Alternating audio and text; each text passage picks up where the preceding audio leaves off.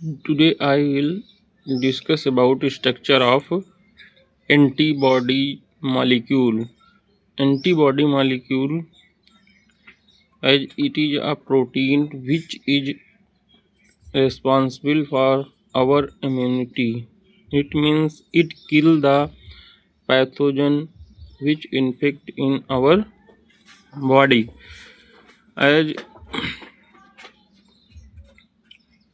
they the primary and secondary immune response are carried out with the help of two special type of lymphocyte cell present in our blood, that is B lymphocyte and T lymphocyte. B lymphocyte produce an army of protein in response to pathogen into our blood to fight with them. These protein are called antibodies. ये protein antibodies कहलाती है, अर्थात हमारे body में immune response के लिए primary और secondary response carried out with the help of special type of cell B lymphocyte और टी लिम्फोसाइड।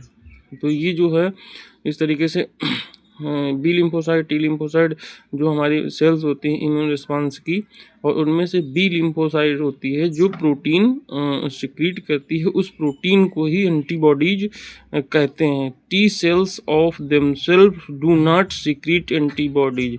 टी सेल जो होती हैं एंटीबॉडी सिक्रीट नहीं करती हैं, बट हेल्प करती हैं B cell to produce them. B cells को हेल्प करती हैं एंटीबॉडी।